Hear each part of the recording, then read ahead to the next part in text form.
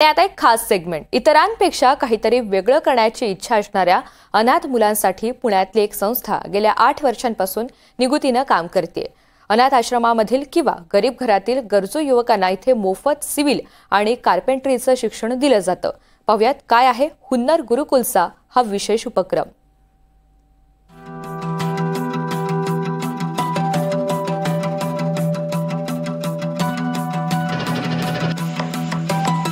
जे सत्य सुंदर सर्वथा आजन्म त्याचा ध्यास दे, या ओळी इतक्या सुंदर आहेत की इथे येणारी मुलं त्या ओळींचा प्रत्यक्षात अनुभव घेतात। जे सुंदर आहे, चांगलं आहे तेच ते करायला शिकतात आणि तेच ते लोकांपर्यंत पोहोचवतात, तेही मोफत। आणि जी मुलं येतात ती सुद्धा ज्यांचं खरंच कोणी नाही आहे, ज्यांना शिकवणारं कोणी नाही आहे, ज्यांच्याकडे आर्थिक पाठबळ नाही आहे, अशी गरीब घरातलीच मुलं इथे येऊन इतकं सुंदर प्रशिक्षण घेत आहेत। आणि म्हणूनच हा एक वेगळा उपक्रम आहे। खऱ्या अर्थानं या उपक्रमामुळे लोकांचं आयुष्य घडतंय।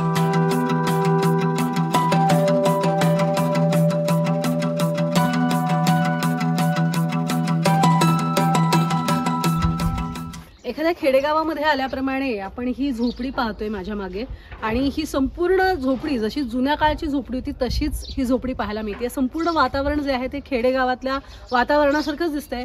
पण आपण पुण्यामध्ये आहोत, सासवडमध्ये आहोत आणि सध्या हुन्नर गुरुकुल या ठिकाणी आपण आहोत। मात्र नेमकं हे काय आहे हे आपण जाणून घेणार आहोत। आपल्यासोबत सर आहेत अनिरुद्ध बनसोड सर। सर आपलं खूप खूप स्वागत आहे। नमस्कार नमस्कार। आता मुळात हे विचारायचंय की हे काय आहे नेमकं, त्याबद्दल थोडंसं सांगाल। हे आता आपल्याला जे दिसतंय हे पूर्ण मातीचं बांधकाम आहे, मातीचे थ्याचे आहेत आणि एवढं जे सुंदर तुम्हाला बांधकाम दिसतं आहे हे सगळं दिसायला खूप छान दिसतंय, अतिशय सुंदर दिसतंय। पण खरं तर हे बांधलेलं अशा मुलांनी आहे की ज्यांचं वय फक्त 17 ते 20 असेल आणि होऊ शकतं त्यांच्यातल्या काही जणांचे घरं पण नसतील किंवा काही जण एकदम बिलो पॉवर्टी लेवलला पण राहत असतील। तर असे काही मुलं आणि काही जे मुलं थोडं शिक्षणाच्या दूर आहेत अशा सगळ्या मुलांनी मिळून हे अविरत परिश्रम करून हे घर बांधले। पण सर आता एवढं तुम्ही सांगताय हे इतकं आश्चर्यचकित करणार आहे की ज्या मुलांची घरंही नाही आहेत, अनाथ आश्रमातली काही मुलं जी सुद्धा येत आहेत आणि हे रस्ते सुद्धा आपण तुम्ही जे बनवलेले आहेत त्यात सुद्धा एक वैविध्य दिसते, वेगळे पण दिसते, ह्याबद्दल सांगाल। आणि मुळात हे हुन्नर गुरुकुल काय आहे ते सांगा, भारतात असे किती तेही सांगा। हुन्नर गुरुकुलची सुरुवात सांगायला चांगलं वाटतंय की 2017-2018च्या एंडला झाली आणि 2018मध्ये या एक असा डोक्यात घेऊन की जे मुलांना थोडं शिक्षणाच्या दूर आहेत आणि थोड्या काही ना काही गोष्टीमुळे त्यांना प्लॅटफॉर्म चांगला मिळू शकत नाहीये, अशा मुलांसाठी काहीतरी आपण एक चांगला प्रोग्राम तयार करावा या हेतून हुन्नर गुरुकुलचं निर्मिती झाली। आणि फक्त त्यांना काय शिकवायचं, मोठं ट्रेड्स काय शिकवायचे याच्यामध्ये मग आम्ही असा विचार केला संस्थेने की आपण त्यांना एक बांधकाम आणि सुतारकाम असे 2 जर आपण विषय शिकवू शकलो तर त्यांना पूर्ण लाईफ हे डिग्निफाईड लाईफ जाईल, हा त्यामागची संकल्पना होती। आणि त्याची सुरुवात एक कोल्हापूर जवळ उत्तूर नावाचं छोटंसं गाव आहे, तिथे फार छोट्या प्रमाणात पायलट प्रोजेक्ट म्हणून सुरू झाली आणि त्याचा आम्हाला खूप चांगला परिणाम दिसला पहिल्या 2 बॅचेसमध्ये। कारण की वर्षभराचा असा निवासी प्रकल्प आहे, मुलं इथे येतात, पूर्ण वर्षभर इथे थांबतात आणि मग त्या वर्षभरात एक चांगलं बांधकाम आणि सुतारकाम असं शिकतात। अरे वा। पण इथे अगदी शाळेतली मुलं सुद्धा येतात आणि कॉलेजवयीन मुलं तर इथे आम्ही बघितलेली आहेत, पण शाळेतली मुलं सुद्धा येतात। याचं वय गट ठेवलं 16.5 जवळपास ते 20-22 म्हणजे जसं 10वी 12वीचे विद्यार्थी किंवा वय तसं ठेवलेलं आहे। पण त्यामुळे कधी कधी आपल्याला शाळांमधली मुलं असतात, काही मोठे मुलं ते येतात, शालाबाई असतात, थोडं शिक्षण सोडलेले असतात किंवा होऊ शकतं की शिक्षण काहीही झालेलं नसेल, असे सुद्धा मुलं इथे शिकायला येतात।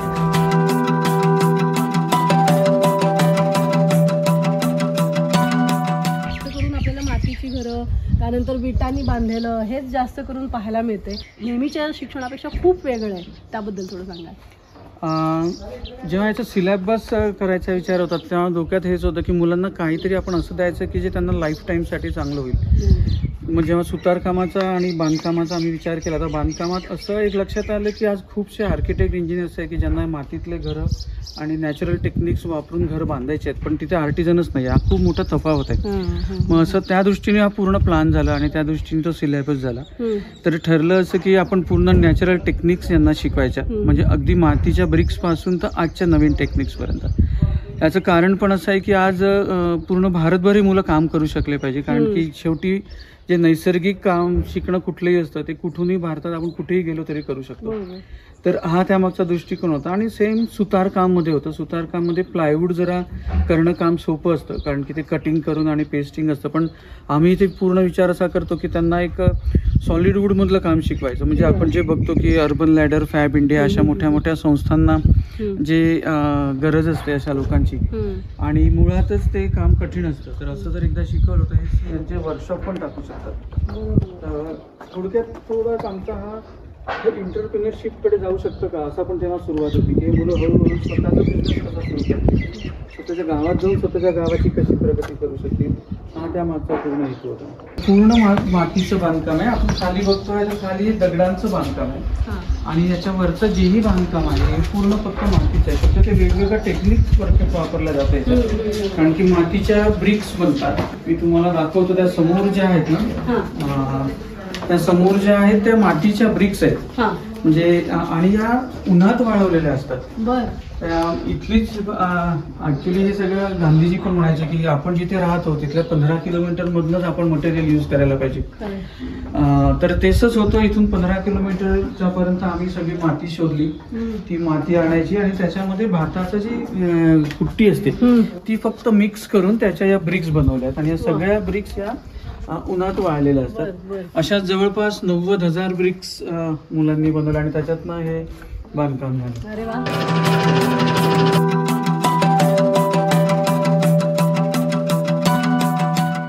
संपूर्ण महाराष्ट्रातनं मुलं येत असतील, तर कुठून कुठून मुलं येतात आणि कशी व्यवस्था असते?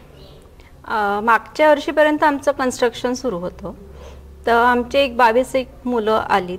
म्हणजे थोडी बॅच कमी घेतली आम्ही, कारण की दोन्ही ॲट अ टाइम सुरू होतं. तर पूर्ण महाराष्ट्रातनं मुलं येतात. कोल्हापूर आहे, अहमदाबाद आहे, अहमदनगर आहे, चंद्रपूर आहे. सगळीकडनं संस्थेतली मुलं येतात. सिंगल पॅरेंट्स मुलं येतात. जी मुलं शिकायची इच्छा नसते किंवा काही कारणाने एज्युकेशन सोडून देतात, मग त्यांना काही फ्युचर नसतं, मग अशी पण मुलं आपल्याकडे येतात. म्हणजे आम्ही प्रयत्न करतो की ते वाईट मार्गाला लागू नये, आणि इथे येऊन त्यांच्यामध्ये काहीतरी स्किल येऊन ते स्वतः आत्मनिर्भर होणार, असं आम्ही प्रयत्न करतो. आता एक जाणून घ्यायचंय की हे सगळं बनवलेलं आहे ते विद्यार्थ्यांनी. इथली एकही वीट जी म्हणतो किंवा दगड जो आहे तो कोणी बाहेरच्या व्यक्तीने येऊन रचलेला नाही आहे. हे सगळं विद्यार्थ्यांनी केलं आहे, आणि इतके तयार झालेले विद्यार्थी आज स्वतः कमवत आहेत.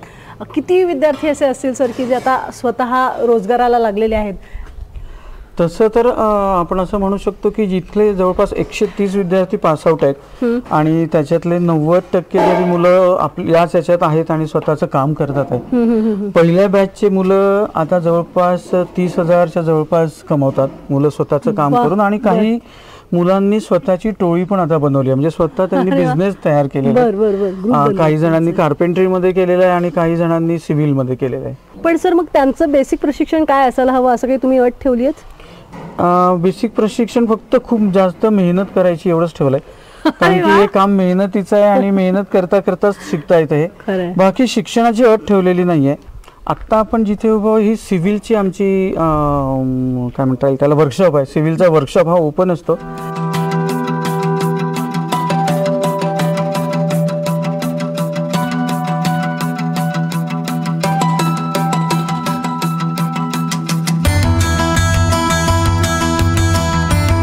बरीचशी मुलं आहेत जी आता कामाला सुद्धा लागलेली आहेत.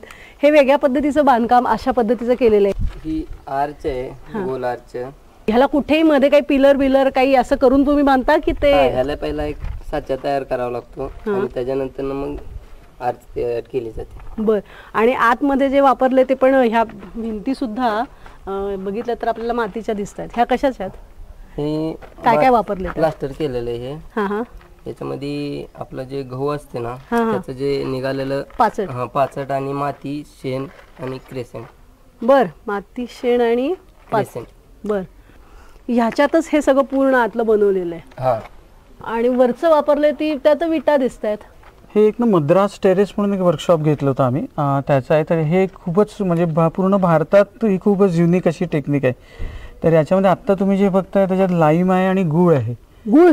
आणि या दोघांचं मिश्रण करून ते त्याचं बॉन्डिंग केलेलं आहे. हे जे दिसतंय हे सुद्धा मुलांनीच बनवलेलं आहे.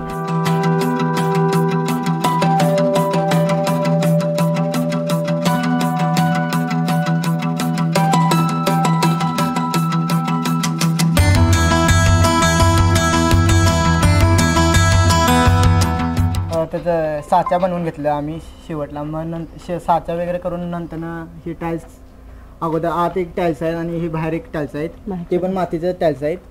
आणि ते सगळं आम्ही मग हळूहळू एक एक एक एक एक टाईल्स खालनं जोडत येतोय आम्ही. अच्छा. आणि हे सगळे आम्ही टीम मोठी होती आमची, 12-14 अशी टीम होती आमची सिव्हिलची. बर. आणि हे गुरुकुलमध्ये आम्ही हे सगळं शिकलो. आम्ही सगळं हे भारी मातीचं वगैरे हे आतलं काय वापरलंय, हे काय मटेरियल वापरलंय तुम्ही?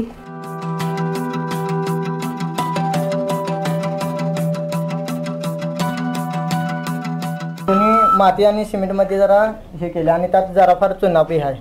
बर. आणि नंतर आम्ही ह्याला शेण पण लावून घेतले. अरे वा. ह्यात हे नाही सळ्या वगैरे काय नाही, नुसतं हे सगळं टाईल्स वर आहे. आणि नंतर प्लास्टर करून घेतलं फक्त सिमेंट आणि मातीचं.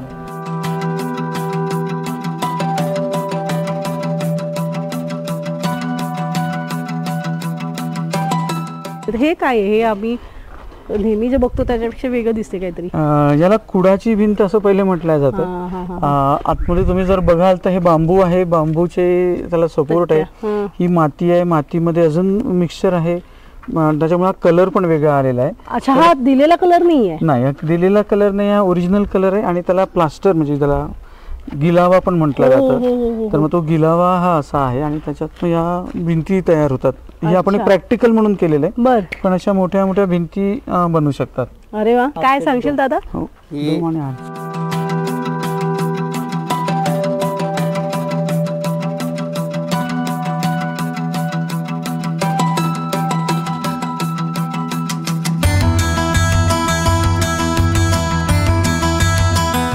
वेस्टेज आणि फरशी आहे ना, त्याच्यापासून बनवलेली सगळ्या शहाबादी फरशी आहेत या. वेस्टेज तुटतात किंवा खराब होतात, खराब असलेली आणि ती त्याच्यापासून बनवली. पण मग हे तुम्ही जोडता ते मगाशी जसं सांगितलं दादानी, ते सटकत नाही, कसं सपोर्ट देता तुम्ही त्याला? सपोर्ट असते त्याचं, साचा बनवलं जातं आधी, त्याच्यामुळे मग ती बनवलं जातं, त्याच्या मग एक एक लावत जातं. अच्छा. ह्याच्यामध्ये जे वापरले ते सिमेंट असतं की काय असतं? सिमेंट असते, ती एक एक ठेवत गेली, ती थोडं थोडं जेवढं माल लागेल तेवढं लावले. अच्छा. पण मग हे टिकतं? हा, टिकते. पाऊस वारा ऊन सगळ्यामध्ये हे काय केलेलं आहे वेगवेगळं आर्चेस? हा हा हा. त्याला पण असं खाली सपोर्ट लावून नंतर एक एक जॉईंट करून केलेलं आहे. बर. आणि असं ही नाही. आणि ह्या विटा कशाच्या आहेत? मातीच्या? मातीच्या विटा. ह्यात भातवण माती, 2 प्रकारच्या मात्या क्रशर घालून केलेलं आहे. बर. तुम्ही बनवलेल्या आहेत ते सगळ्या? आणि कॉर्नरची विटा आहे, कॉर्नरला लावलेलं आहे. अच्छा. याचे फायदे जरा सांगाल, कारण बऱ्याच जणांना पुन्हा जुन्याकडे वळत आहेत, तर त्यामुळे मातीच्या घरांमध्ये जो ऊन वारा पाऊस आहे त्याच्यापासून होणारं संरक्षण ती पण आहे. आणि उन्हाळ्यात थंड लागते, पावसाळ्यात गरम लागते, असं होते. आणि टिकाऊ पण जास्त सिमेंट पेक्षा.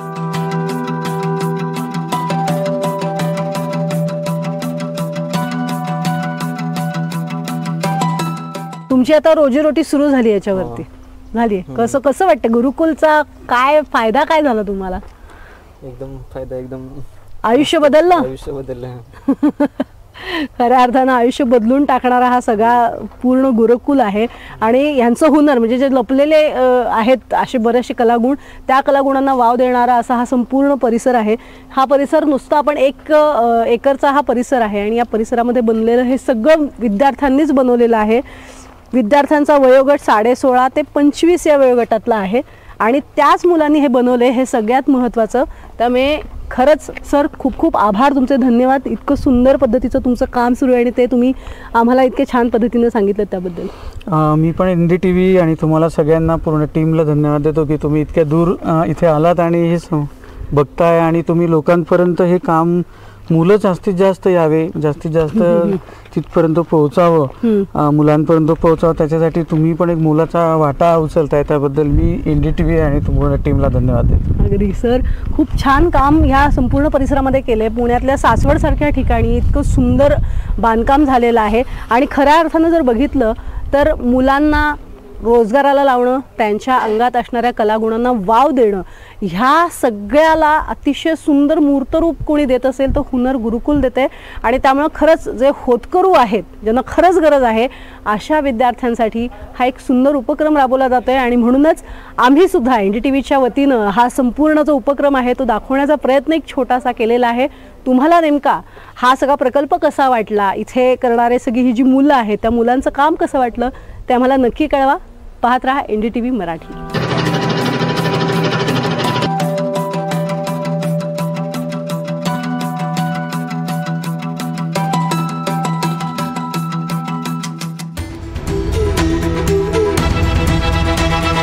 हे आहे NDTV आणि आपण पाहत आहात NDTV मराठी.